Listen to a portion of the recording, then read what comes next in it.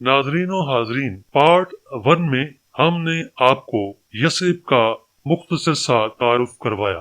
یہ اس شہر کا اولین نام ہے۔ یہ نام اس شخص کے نام پر پڑا جس نے اس شہر کی بنیاد رکھی تھی۔ ناظرین و حاضرین، پھر جناب رسول اللہ صلی اللہ علیہ وآلہ وسلم نے اس کا یہ نام تبدیل فرما کر المدینہ رکھ دیا۔ لغت میں یثرب کا معنی ملامت، فساد اور خرابی ہے۔ اسی وجہ سے آپ صلی اللہ علیہ وآلہ وسلم نے اس کا نام مدینہ رکھ دیا۔ صحیحین میں سیدنا ابو موسیٰ اشعری رضی اللہ عنہ سے روایت ہے کہ نبی کریم صلی اللہ علیہ وآلہ وسلم نے فرمایا، میں نے خواب میں دیکھا کہ میں مکہ مکرمہ چھوڑ کر ایسے علاقہ کی طرف ہجرت کر رہا ہوں جس میں کھجوروں کے درخت بہت زیادہ ہیں۔ میں نے سمجھا شاید یہ یمامہ یا حجر ہو، لیکن معلوم ہوا کہ مدینہ یعنی یثرب ہے۔ ناظرین و حاضرین، مدینہ الرسول صلی اللہ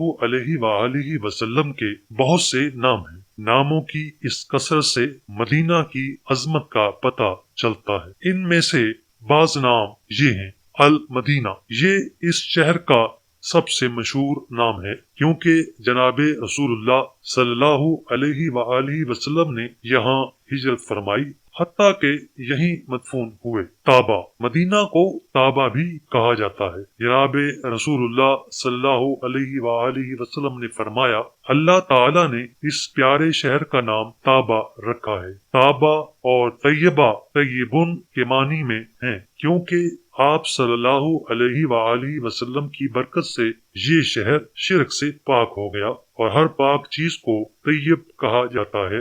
علامہ یعقوب حموی نے معجم البلدان میں لکھا ہے، اس شہر کے 29 نام ہیں: المدینہ، طیبہ، طابہ، المسکینہ، العذراء، الجابرہ، المحبہ، المحببہ، المحبورہ، الناجیہ، الموفیہ، اقالۃ البلدان، المبارکہ، المحفوفہ، المسلمہ، المجنہ، القدسیہ، العاصمہ، المرزوقہ، الشافیہ، الحیرہ، المحبوبہ، المرحومہ، جابرہ، المختارہ، المحرمہ، القاسمہ، طبابہ۔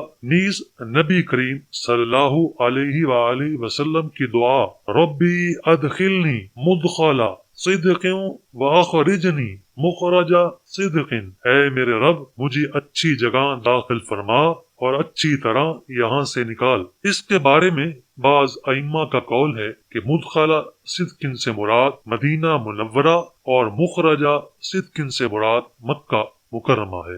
اور ہمارے لیے اتنا ہی کافی ہے کہ ہمارے پیارے آقا نبی کریم صلی اللہ علیہ وآلہ وسلم نے اس شہر کے لیے مدینہ نام پسند فرمایا اور اس کو مدینہ ہی پکارا جانا چاہیے۔